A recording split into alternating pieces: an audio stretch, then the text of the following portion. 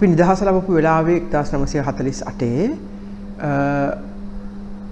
තුන්වෙනි ලෝකයේ කියලා එතකොට ලෝකයේ තිබුණ රටවල් ඒ වෙලාවේ 200ක් තිබුණේ. අද මන් තියෙන ගාන ගන්නම් 200න් ඒ වෙලාවේ තුන්වෙනි ලෝකයේ රටවල් කියලා ඒ කියන්නේ දුප්පත් තත්ත්වයක තිබුණ රටවල් 150කට වැඩිය තිබුණා 200න්.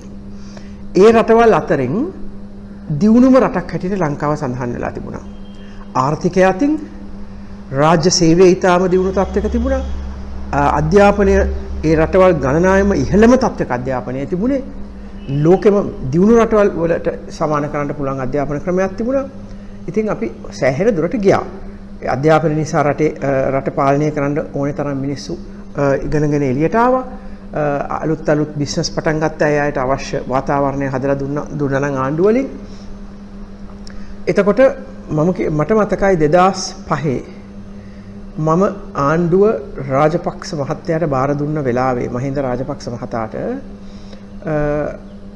අපි බලයට එනකොට තිබුණාට වැඩිය මේ රට විවිධ අංශ වලින් දියුණු කරලා තිබුණා. මම කතා කරන්නේ අද ආර්ථිකය ගැන. ආර්ථිකය විශාල වශයෙන් දියුණු කරලා මම බාර දුන්නේ මේ මහා විනාශකාරී යුද්ධයක් කර.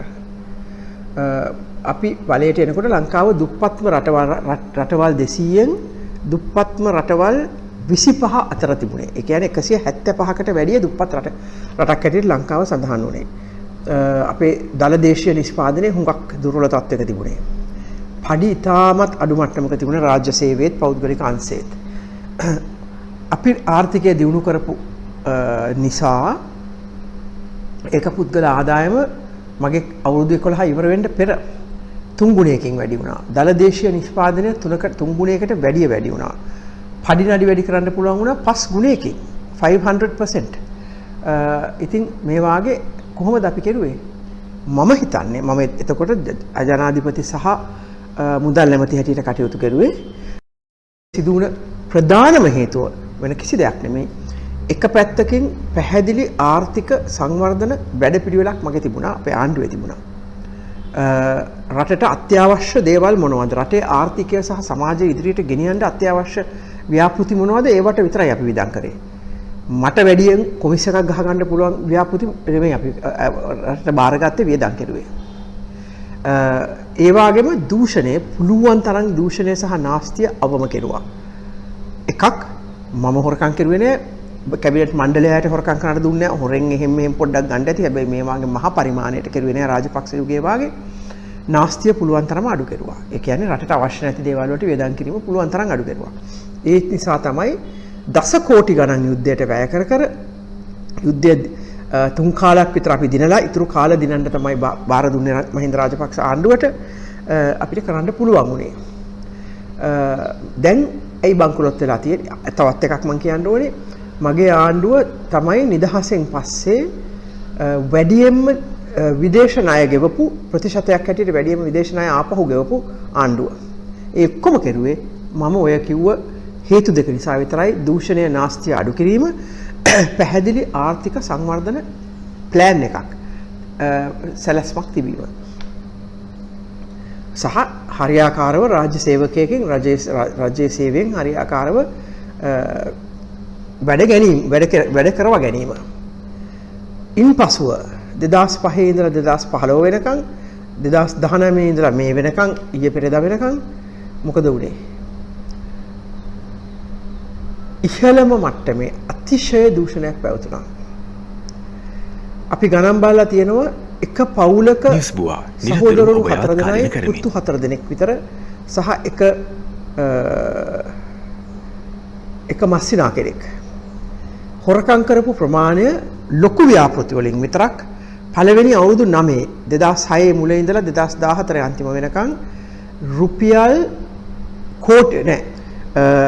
ඩොලර් බිලියන් 15ක් මිලියන් 15000ක් කෝටි ලක්ෂ ගාණක් රුපියල් වලින්. ඉතින් එතකොට ඒ ප්‍රධාන ව්‍යාපෘති වලින් විතරයි. මම උදාහරණයක් වශයෙන් කියන්නම්. මම කියන්නේ පැහැදිලිව ඔන්න ඔය හොරකම නිසා තමයි ඒව කවුද ගෙවන්නේ? ඒගොල්ලෝ නෙමෙයි. ඒගොල්ලන්ගේ ආච්චි අම්මලා නෙමෙයි. රට ගෙවන්නේ. තමුන්නාසලා අපි බංකොලොත් උනේ ඒකයි. මම එක උදාහරණයක් දෙකක් දෙන්නම්. මම විශ්‍රාම අරගෙන ජනාධිපති ධූරයෙන් ඉවත් වෙන්න පෙර අපි ගොඩාක් කරුවා. පළවෙනි වතාවට ලංකාවේ අධිවේග මාර්ගය හැදුවේ මගේ කාලේ. දකුණු අධිවේග මාර්ගය සහ කටුනායක භාගයක් විතර ඉවර කළා මං ගෙදර ගියේ. එතකොට ඒ වාගේ ලොකු ව්‍යාපෘති ගණනාවක් මම රිටයර් වෙන්න පෙරත් කරන්න ඕනේ කියලා 6ක් අපි තෝරලා ඒ වෙලාවේ බටහිර ලෝකේ අපිට හුඟක් ආධාර දුන්න බටහිර ලෝකේ ආර්ථික අහේනියක් තිබුණා. අපිට බොහොම අමාරු වුණා ඒ අයගෙන් ආධාර ලබා ගන්න. ආධාර කියන්නේ ආපහු ගෙවන ණය. නමුත් පහසු ක්‍රමයට චීනය ඉදිරිපත් වුණා. අපි දෙන්නම් එක්තරා ප්‍රමාණයක් මුදල් ආධාර කියලා ආපහු ගෙවීමට මම කිව්වා මගේ ආණ්ඩුව කාලේ විදේශ ණය අපි ගත්තේ 100%ක පොලියට ලයිබෝර් වලට වැඩිය 100%ක පොලියට. රාජපක්ෂලා ගත්තේ 6%-9% පොලියට. පොඩ්ඩක් හරි මොලේ තියෙන බොන්චියටයක් තරම් මොලයක් තියෙන රාජ්‍ය නායකයෙක් කවදාවත් ඒසා විශාල ප්‍රමාණයකට රාජ්‍ය ණය ගන්නේ නැහැ. ඒ වෑනුත් 2%-3% ඒගොල්ලන්ගේ සාක්කුවට ගියා කියලායි කියන්නේ. කොහොම හරි ඒ වාගේ 100%කට පොලිය අවුරුදු 30ක් 40ක් අපිට ආපසු ගෙවන්න දුන්නා චීන ආණ්ඩුවෙන් ව්‍යාපෘති 6කට. මම මේ අන්තිම 6 ගැන විතරයි කතා කරන්නේ. මුදල් ලබා ගත්තා. මම ඒගොල්ලන්ට පැහැදිලිව කිව්වේ ලංකාවේ කිසි කෙනෙකුට 7-5ක්වත් කොමිස් දීලා තිබුණොත් ඕගොල්ලන්ව මම පන්නනවා. ඉතින් ඒ නිසා පුළුවන් තරම් අඩුවට අපිට ගන්න පුළුවන් වුණා. මොකද මේ ගන්න ණය රජය ආපහු ගෙවන්න ඕනේ. නොරොච්චෝලේ ව්‍යාපෘතිය මෙගාවොට් 900ක් අපේ විදුලි පද්ධතියට එකතු කරන මේ කොටස් තුනකට කෙරුණේ. පළවෙනි කොටස මෙගාවොට් 350ක්ද 400ක්ද නොරොච්චෝලේ පටන් ගත්තේ. අපිට හුඟක් විරුද්ධතාවයන් එකට තිබුණා. ඒවා ඔක්කොම අපි සමතයකට පත් කරලා මිනිස්සු අරෙස්ට් කරලා ගහලා නෙමෙයි. ඒකට කරුණු අවබෝධ කරලා දීලා පටන් ගත්ත මුල් ගල් තිබ්බා මං ගෙදර යන්න පෙර. අපි ඒක අස්සම් කෙරුවේ ඩොලර් මිලියන් 280කට. කතා කරලා පුළුවන් තරම් අඩු කරගෙන ටෙන්ඩර් කැඳවලා මට හිතුමතේට නෙමෙයි එක්කෙනාගෙන ආයේ මට කොමිස් දෙන මිනිස්සු නෙමෙයි. චීනයේ ඒවකට තිබුණ ශක්තිමත්ම මෙවැනි විදුලි බලාගාර හදලා හොඳ අත්දැකීමක් තිබුණ කම්පැනියක්. වැඩ පටන් ගත්තා. ටික දවසක් යනකොට මහින්ද රාජපක්ෂ බලයට ආවා. ආණ්ඩුවේ ප්‍රධානම ලොක්ෙක් එන්න කියලා කම්පැනියට කිව්වලු. ඒගොල්ලෝ බොහොම සන්තෝෂෙන් ගිහින් තියෙනවා. ඒගොල්ලන්ගේ ප්‍රගතිය ගැන බලන්න බලයට ආපු ගමන් අපිට ආණ්ඩුවේ ප්‍රධානියෙක් වෙන්න කිව්වා කියලා ගියා. කිසි දෙයක් අහලා නැහැ. ව්‍යාපෘතියට ඩොලර් මිලියන 280ක් යනවා නේද? ඔව් සර්. මට ඒකෙන් භාගයක් ඕනේ කොමිස් හැටියට. ඒ කියන්නේ ඩොලර් මිලියන 140ක් එක ව්‍යාපෘතියකින්. මේගොල්ලෝ එවුලන්න පටන් අරන් අපිට එහෙම දෙන්න බෑ. අපිට එහෙම සල්ලි නැහැ. හිටපු ජනාධිපතිනේ අපිට කිව්වා කාටවත් සතයක්වත් දෙන්න එපා කියලා. ඒක නිසා අපි පුළුවන් තරම් අඩු කරලා මේකගෙන ආයේ. එහෙමනම් get out කියලා තියෙනවා. මේගොල්ලෝ අඬාගෙන ගිහිල්ලා චීන තානාපතිට කියලා ගෙදර ගියා. ඉතුරු ව්‍යාපෘති 6ටත් ඒක වුණා. නෙළුම් පොකුණ කොළඹ කටුනායක පාර තව ඔය වාගේ 6ක් ව්‍යාපෘති. ඔක්කොම 6ක්. හැම එකෙම 50 ඉල්ලුවා. ඔක්කොමලා අකුලගෙන ගියා අපි ගෙනල්ලා තිබුණ හොඳ කොන්ත්‍රාත් කරුවන්. අවුරුදු දෙකක් ආපහු එන්න බෑ කිව්වා. පස්සේ මුදල් අමාත්‍යාංශ හිටපු ලේකම්ව ඇරියා ගිහිලා පින්සෙන්ඩ් වුණා චීනායට එන්න කියලා. ඒගොල්ලෝ කිව්වා බෑ. අපිට මහ කැත විදිහට සැලකුවේ අපි එන්නේ නැහැ. ඒ සැරේ සහෝදරයා ගිහිල්ලා අපි දන්නවනේ කවුද සහෝදරයා කියලා. සහෝදරයා ගිහිල්ලා පාරෙන් අහුලගෙන වාගේ නිකන් පොඩි චීන කට්ටියක් අරගෙන හොරෙන් කම්පැනියක් හදලා මෙහි ඇවිල්ලා මේක හැදුවා. ඒ කම්පැනියට කිසිම අත්දැකීමක් නැහැ, මුදල් නැහැ, කවදාවත් විදුලි බලාගාර කරලත් නැහැ. සමාවෙන්න. ඉතින් එතකොට කීයට දස්සම් කරුවේ? අපි 280ට ඩොලර් මිලියන් 280ට අස්සම් කරපු ව්‍යාපෘතිය 510ට අස්සම් කරුවේ. දෙගුණයක්. ඉතුරු සල්ලි ටික මොකද වුනේ? අරයාගේ සාක්කුවට 140ක් ගියා. ඉතුරු 90 ඩොලර් මිලියන් 90 ඒ කොන්ත්‍රාත් කරුවත් හිතන්නේ මේගොල්ලෝ හොරකම් කරනවා නම් අපි හොරකම් කරුවට කමක් නැහැ නේ. ඒක මම සැකවෙන් හිතන්නේ. ඉතින් කොහොම හරි ආණ්ඩුව 280 වෙනුවට එක ව්‍යාපෘතියකට 510ක් ගෙව්වා. ඉතුරු ව්‍යාපෘති ටික ඔක්කොම එහෙමයි. මිත්‍රවරුනි ඔබ කියන්නේ ඔබ ආරම්භ කරපු නොරොච්චෝලේ ව්‍යාපෘතිය නෙවෙයි පස්සේ ව්‍යාපෘතිය කියලා. ඒ ව්‍යාපෘතිය තමයි වෙන කොන්ත්‍රාත් කරුවා වගේක් එක්ක. වැඩි ගානකට. අතිශයින් අධික මුදලකට. ඒ වගේම පාරවල්. හරිය ආසයි රාජපක්ෂ ආණ්ඩු පාරවල් හදන්න. ඒවෙන් තමයි ලේසියම හොරකම් කරන්න පුළුවන් අහුවෙන්නේ නැතුව. ලංකාවේ පාරවල් හැදුවේ මට මතකයි එක්සත් ජාතික පක්ෂයේ മന്ത്രിවරයෙක් පාර්ලිමේන්තුවේ කරුණු ඉදිරිපත් කරුවා ඇමරිකාව තමයි ලෝකෙම වැඩිම මිල ගණන් තියෙන පොහොසත්ම රටක් නිසා රට. එහි පාරක් හදන ගාන වාගේ 9 ගුණයකට ලංකාවේ පාරවල් හදලා තියෙන්නේ. හිතලා බලන්න මිත්‍රවරුනි. ඉහළ ඉඳලා පල්ලෙහාට මේක ගලාගෙන ගියා. ප්‍රාදේශීය සභාවේ රුපියල් ලක්ෂයකට හදන්න පුළුවන් පාරට ලක්ෂ 3යි 4යි. මේ වාගේ දස්ස කෝටි ගණන් කෝටි ලක්ෂ ගණන් පාරවල් වලට විතරක් හොරකම් කෙරුවා. ප්‍රධානිය එන්න කියලා ඉවරලා මට නම කියන්න පුළුවන් මහින්ද රාජපක්ෂ මැතිතුමා පළාත් සභා ප්‍රාදේශ සභා മന്ത്രിවරු එන්න කියලා අදත් ඒගොල්ලෝ කියනවා දැන් බය නැතුව කතා කරන නිසා අරගලයට පින් සිද්ධ වෙන්න ඒගොල්ලෝ දෙන්න කියලා කියනවලු සාකච්ඡා කරලා සංවර්ධන කටයුතු ගැන යන්න ඕනේ මෙන්න කියලා මේ තමුසලාගේ 120 කොමිස්සිය කමතක් කරන්න එපා. ඇයි ඉහළ ආයත ගන්න බෑනේ පහළ ආය ගත්තේ නැත්තම් කෑ ගහනවනේ. ඒගොල්ලෝ අවංකව හිටියනම් අපේ කාලේ පුළුවන් තරම්ම එක් හරි හොරකම් කරුවා නම් හොයලා අස් කරලා බඩලා නොඑක් දේවල් කරනවා. මෙතන හොරකම් කරන්න කියලා ගුගන්නවා. කැබිනට් මණ්ඩලයට කිව්වා. ඕනේ තරම් හොරකම් කරන්න අහුවෙන්න විතරක් එපා. අර අම්මන්ඩි වාගේ මං ඇඟිලි ගහන්නේ නැහැ. අර අම්මන්ඩි කවුද මම? ඉතින් මේ වාගේ මේ ආණ්ඩුව හොරකම් කරුවේ. මේ නිසා තමයි මිත්‍රවරුනි රට අන්ත බංකොලොත් භාවයට පත් වෙලා තියෙන්නේ. අපිට ලැජ්ජයි. ලෝකයට අපි යනවා පොල් කට්ට අරගෙන හිඟා කකා. හිතන්න බැරි රටවල් වලට යන්නේ අපෙන් මුදල් ඉල්ලපු රටවල් වලට මගේ ආණ්ඩුව කාලේ දැන් අපි ගිහිල්ලා හිඟා කනවා ඩොලර් මිලියන් ගණන්. ඉතින් මේ හොරකම අපි පැහැදිලිව හිතා ගන්න ඕනේ. මට තව හුඟක් උදාහරණ දෙන්න පුළුවන්. එයා ලංකායක මම රට බාර දෙනකොට මහින්ද රාජපක්ෂට අවුරුදු 10ක් එක දිගට ලාභයට දීුවා එක අවුරුද්දක් කැරෙන්න. ඒ LTT එක මේ එයාපෝට් එකට බෝම්බ ගහලා අපේ තිබුණ එයාප්ලේන් 6ක්ම විනාශ කරපු වෙලාවේ. ඒ අවුරුද්ද විතරයි. ඊට පස්සේ ඊතුරු අවුරුදු 9ම අපි පැහැදිලිව ලාභයට දීුවා. ගත්ත මස්සිනාට දුන්නා නෝනාගේ මල්ලිට අවුරුදු 4ක් යනකොට ඩොලර් නෙමෙයි රුපියල් බිලියන් 9ක් පාඩු කෙරුවා අවුරුදු 4ක් යනකොට. කොහෙද මේවා ගියේ? මං කියන්න ඕනේ නෑ. මේ වාගේ මට තව උදාහරණ 100ක් විතර දෙන්න පුළුවන්. ඔබේ වෙලාව නාස්ති කරන්නේ නෑ. අවශ්‍ය නම් අපි පස්සේ ලිඛිතව දෙන්නම්. දැන් මේකට අපි මොකද්ද කළ යුත්තේ? මගේ කාලේ අපි විවිධ ක්‍රම සහ විදි ගෙනාවා. මොකද වැඩියෙන්ම හොරකම් සිදු වෙන්නේ ටෙන්ඩර් වලින්. ටෙන්ඩර් කන්ට්‍රෝල් කරන්න හරියාකාරව ක්‍රියාත්මක කරවන්න ගෙනාවා අපි විවිධ වැඩපිළිවෙළවල්. ඒවා ගැන අපි ළඟදිම කියන්නම්. අපි රට ගොඩනගන වැඩපිළිවෙලක් ළඟදී ඉදිරිපත් කරනවා. එක පැත්තකින් ටෙන්ඩර් පටිපාටියක් අපි හැදුවා කවදාවත් තිබුණේ නැහැ. ටෙන්ඩර් ගයිඩ්ලයින්ස් කියලා මම හැදුවා. මගේ මුදල් අමාත්‍යාංශයේ නිලධාරියෙක් ළඟ තියාගෙන හදලා අපි ඒක ඔක්කොම අමාත්‍යාංශවලට නිකුත් කෙරුවා. මෙතනින් පිට කිසිව ටෙන්ඩර් එකක් කරන්න බෑ කියලා. ලේකම්ලා ඒකට වගකීම දරන්න ඕනේ කියලා අමාත්‍යාංශවල ලේකම්ලා.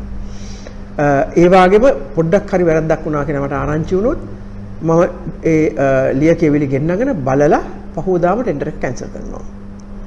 ඒක ඉහළින් එන්න ඕනේ. හැබැයි ඉතින් මම හොරකම් කරන්න පටන් ගත්තා නම් රාජ්‍ය නායකයා හොරකම් කරනවා නම් ඉතින් ආයෙ කරන්න දෙයක් නැහැ. එහෙම නැත්නම් රාජ්‍ය නායකයා හොරකම් නොකර යාගේ වටේට ඉන්න අයට හොරකම් කරන්න දීලා මටත් කොටසක් ඕකෙන් දීපල්ලා කිව්වොත් ඒත් ඒකම තමයි. එහෙමත් වුණා සමහර ආණ්ඩු වලින්. ඉතින් මිත්‍රවරුනි මේකට තියෙන්නේ පැහැදිලි ගයිඩ්ලයින්ස් තියෙන්න ඕනේ. මේ ආණ්ඩුව මේ වාගේ යම් කිසි දෙයක් රජයට මිල දීලා ගන්නකොට කොහොමද ක්‍රියාත්මක කරන්න කියලා ඒක බොහොම පැහැදිලිව ක්‍රියාත්මක කරවන්න ඕනේ. ස්ට්‍රික්ට්ලි ඒක අනුගමනය කරන්න ඕනේ. නැත්තම් ඒ අයවට දඬුවම් දෙන්න ඕනේ. වහාම ඇමතිවරු ඇතුළු හැම කෙනාටම ඊළඟට ඒ වගේම නීති රීති තවත් තද කරන්න ඕනේ. දැන් ඇන්ටි කරප්ෂන් කමිෂන් එකට තියෙන නීති රීති හොඳටම ඇති. හැබැයි ඒවා හරියට ඒගොල්ලන්ගේ බලතල ඇති. නමුත් තව නීති රීති හදන්න ඕනේ ටෙන්ඩර් වැනි දේවල් වලට. ඊට පස්සේ වැරද්දක් කෙරුවා නම් පක්ෂයේ ව්‍යවස්ථාවේ ඉඳලම රටේ ව්‍යවස්ථාවට යන්න ඕනේ. ඒ පක්ෂයේ ඇමති කෙනෙක් හෝ නියෝජ්‍ය ඇමති කෙනෙක් හෝ කවුරු හරි හොරකමක් කෙරුවා කියලා සැකයක් හරි තියෙනවා. නිකම් මේක එක්කෙනා කියන බොරු නෙමෙයි. කරුණු සහිත සැකයක් මතුවලා තියෙනවා නම් එයාගේ තනතුරෙන් දවස් පැය 24ක් ඇතුළත ඉල්ලාස් වෙන්න ඕනේ. බලන්නකෝ ඉංගලන්තේ. දවස් 45න් අගමැති ඉල්ලාස් වුණා. එයා හොරකම් කළා නෙමෙයි. එයා ගෙනාපු බජට් එක වැරදි කියලා. ඒක රට හානි වෙනවා කියලා. ඊට ඉස්සෙල්ලා හිටපු අගමැති කොවිඩ් ලොක්ඩවුන් කාලේ පාටි දැම්මා කියලා ලස් වෙන්න වුණා. තව ඒ වගේ වැඩි ගොඩක් කරලා තිබුණා නනනාවා. අපේ කොහොමද? රටම හොරකම් කළා තවමත් බලයේ ඉන්නවා. අපේ සමාජයේ එහෙම ප්‍රතිවිරෝධයක් නැගෙන්නේ නැති වෙන්නේ හේතුව විදියට උතුම්නේ මොකක්ද? ඒක දිග ඓතිහාසික හේතු තියෙනවා විවිධ දේවල්. ආගමික හේතු, සංස්කෘතික හේතු, අපේ රටේ ප්‍රජාතන්ත්‍රවාදී කිව්වට ප්‍රජාතන්ත්‍රවාදයේ තියෙන මැතිවරණවල විතරයි. මැතිවරණය පවත්වලා වෙලාවට හරි ටික පරක් වෙලා හරි මිනිස්සු පත් කරගන්නවා පාර්ලිමේන්තුවට. හැබැයි එතනින් එහාට කිසිම ප්‍රජාතන්ත්‍රවාදයක් නැත. ඉතින් එතකොට රාජ්‍ය සේවයට කිසිම නිදහසක් නැහැ. පොලිසියට නැහැ. අධිකරණයට නැහැ. ප්‍රජාතන්ත්‍රවාදය තුළ ඒ ප්‍රධාන ආයතන තුළ සම්පූර්ණ නිදහස තියෙන්න ඕනේ. ඉතින් එතකොට ඒක ප්‍රජාතන්ත්‍රවාදී නෑ. කවුරු හරි වැරද්දක් කරුවොත් නීතිය ක්‍රියාත්මක වෙන්න ඕනේ. මොන නීතියද? ජජ්ජස්ලා ටෙලිෆෝන් කරලා ලොකු ලොක්කොට කියනවා මෙයා මගේ කෙනෙක් ඒක නිසා මට ඕනේ තීන්දුවක් දෙන්න මම ඔයාලට එක්ක පගාවක් දෙන්න ඒක ඔයාගේ ළමයාට පිටරට රස්සාවක් හදලා දෙන්න. එහෙම වුණා පහුගිය කාලේ. මේ ඊපෙරේදත් මට අපේ පාසලක මගේ දිස්ත්‍රික්කේ ලොකු වැරදි සිද්ධියක් වෙලා ඒකේ විදුහල්පති කිසි ඇක්ෂන් එකක් ගන්න නැතුව දෙමව්පියන්ට ටෙලිෆෝන් කරලා දෙමව්පියන්ට තර්ජනය කරනවා කට උත්තර දෙනවට ඊට පස්සේ ඒ වැරදි කරපු ළමයින්ට එරෙහිව නීත්‍යානුකූලව කටයුතු කරනකොට දෙමව්පියෝ මට එවනවා පණිවිඩ අනේ මැඩම් මේගොල්ලෝ ඒ ලෙවල් කරන්න ලෑස්ති සමාව දෙන්න. මොකද සමාව දෙන්නේ? වැරද්දක් කරන රටේ නීතියක් තියෙනවානේ. ළමයින්ට ගහලා වමන යනකම් ගහලා රෝහල්ගත වෙලා ඒගොල්ලන්ට මානසික කම්පන ඇති වෙලා පාසල් යන්නේ නැතුව මාස ගණන් ඉඳලා කුඩු ගහන්න සල්ලි ගන්න වයසක ළමයි අනිත් අයගෙන් හොරකම් කරලා ඊට වැඩි අන්ත දේවල් වෙනවා. දැන් මගේ දිස්ත්‍රික්කෙම ගුරුවරයෙක් තමාගේ නෝනව මැරුවා. අවුරුදු 15 දරුවා ඉදිරිපිට. ඒක සමාව දෙන්න. මොකටද සමාව දෙන්නේ? නීතියක් මොකටද? රට ගෙනියන්නේ කොහොමද? දැන් මේ රටේ 90%ක් මම දන්නවා සියලු සමීක්ෂණ අනුව අරගලේ පණිවිඩයට සහයෝගය දුන්නා. ශාරීරිකවත් ගිහිලා සහයෝගය දුන්නා. රට වෙනස් කරන්න ඕනේ කියලා අනන්ත අප්‍රමාණ අපිට කියනවා. රට වෙනස් කරන්නේ කොහොමද? නීතිය ක්‍රියාත්මක කරන්න බැන්න. අනේ මැඩම් මෙයා මම දන්න කෙනෙක් පවුනේ නෑ එහෙම බෑ. නීතියත් හදබල් ලෙස ක්‍රියාත්මක කරන්න ඕනේ. ඇමති කෙනෙක් හෝ නියෝජ්‍ය ඇමති කෙනෙක් හෝ മന്ത്രി කෙනෙක් හෝ රජයේ ඉහළ මට්ටමේ සේවකයෙක් සංස්ථා සේවකයෙක් හෝ වැරද්දක් කෙරුවා කියලා සෑහෙන සැකයක් තියෙනවා නම් ඔප්පු වෙන්නත් පෙර ඒ තනතුරෙන් වහාම ඉල්ලා අස්විය යුතුයි. ඉන්ක්වයරි එක ඉවර වෙනකන්. മന്ത്രി කෙනෙක්ට මේ മന്ത്രി හැටියට ඉන්න පුළුවන්. අනිත් තනතුරු වලින් ඉල්ලා අස්සලා ගෙදර යන්න ඕනේ. ඊට පස්සේ හරියාකාරව අවංකව පොලිසියට ඉන්ක්වයරි කරන්න දෙන්න ඕනේ. අධිකරණයට තීන්දුව දෙන්න අවශ්‍යතාවය දෙන්න ඕනේ. එතකොට රට හදන්න පුළුවන් සෑහෙන දුරට. මගේ කාලේ මම පර්සනලි වෙන අයගේ සහයෝගයක් නැතුව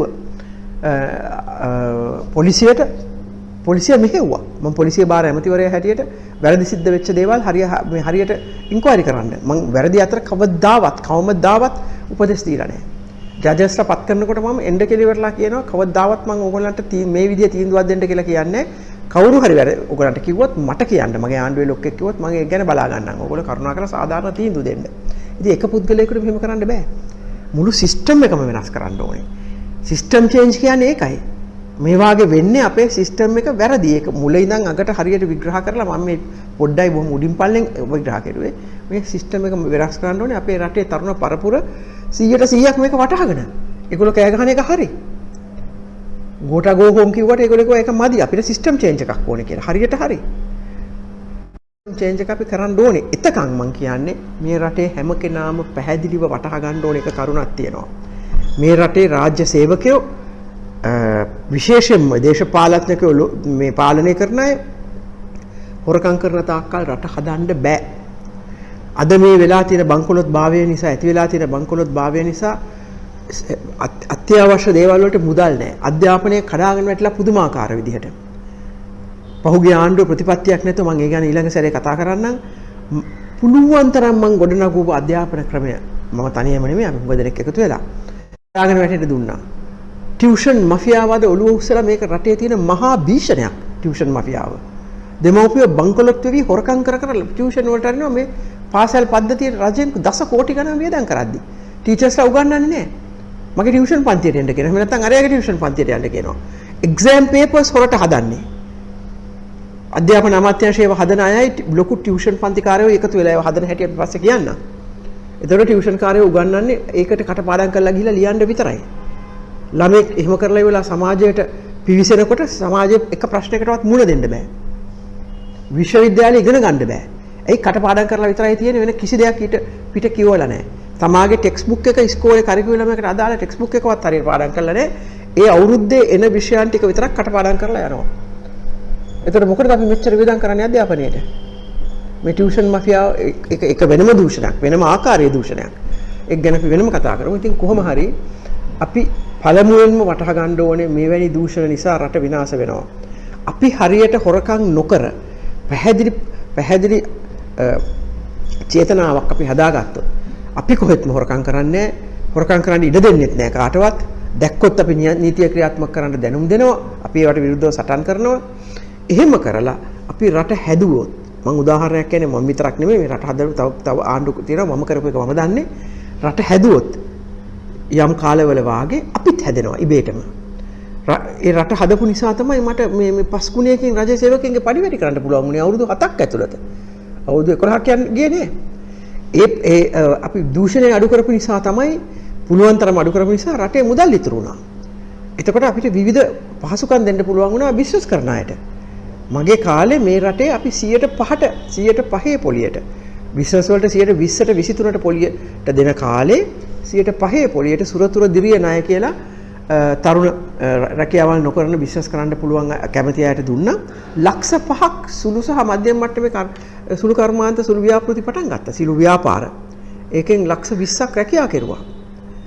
තව ලක්ෂ 5ක් 10ක් අලුත් බිස්නස් පටන් ගත්තා. ඊට වැඩි ගානකට මේ ණය අරගෙන කොහොමද ඒව කෙරුවේ? දූෂණය අඩු කරපු නිසා. අපි හොරකම් නොකරුවොත් රට හැදුවොත් ඒ ඉතුරු වෙන මුදලෙන් රට දියුණු වෙන ආකාරයෙන් අපිට හැදෙන්න පුළුවන්. අපේ පඩි වැඩි වෙනවා. පඩි ගන්න අය නම් අපිට වැඩියෙන් බිස්නස් කරන්න පුළුවන් වැඩියෙන්. රට හදන්න පුළුවන්. ගොඩනැගිලි හැදෙනවා. ඒ මගේ අවුරුදු 11 යුද්ධ තියේදී කොච්චර ගොඩනැගිලි හැදුණාද කියලා හිතලා බලන්න මිත්‍රවරුනි. මම දන්න මේ කොළඹ ආවට තියෙන නගර කඩුවෙල බත්තරමුල්ල අර මේ පොඩි ටවුන් ජරා ගොඩනැගිලි තිබුණේ. ඒ කාලේ ඒ අවුරුදු 11 විතරක් කොච්චර හැදුණාද? ඊට පස්සේ ඒකේ ප්‍රතිඵලය මහින්ද රාජපක්ෂගේ ආණ්ඩුවත් අවුරුදු ගාණක් ගත්තා. අන්තිමට හොරකමේ ප්‍රතිඵල අනිසි ප්‍රතිඵල ආණ්ඩුව දකින්න පටන් ගත්තේ අවුරුදු 6ක් 7ක් ගිහිල්ලා 2012 13 වෙනකොට.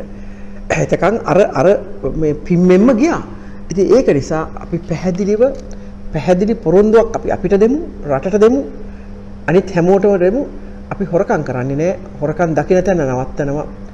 ඒ තුලින් අපි රට හදලා පොදුවේ සාමූහික හැදෙන රට තුලින් අපි හැදෙමු. පඩි වැඩි වෙනවා, වැඩියෙන් බිස්නස් වැඩි වෙනවා, වැඩියෙන් ව්‍යාපෘති වැඩි වෙනවා. අපිට හොඳට ඉගෙනගෙන පිටරට රැකියාවල් ගන්න පුළුවන්. අන්න ඒ ටික තමයි මම අද කියන්න හදන්නේ. මේක අපි පැහැදිලිව වටහාගෙන ඉදිරියට යමු කියලා. අනිකුත් ලෝකේ රටවල් දිහා බැලුවොත් ඒ රටවල් දූෂණය අඩු කරපු නිසා කොයිතරම් හැදිලා තියෙනවද? නිවුස් බුවා නිරතුරු ඔබ යාත්කාලින කරමින්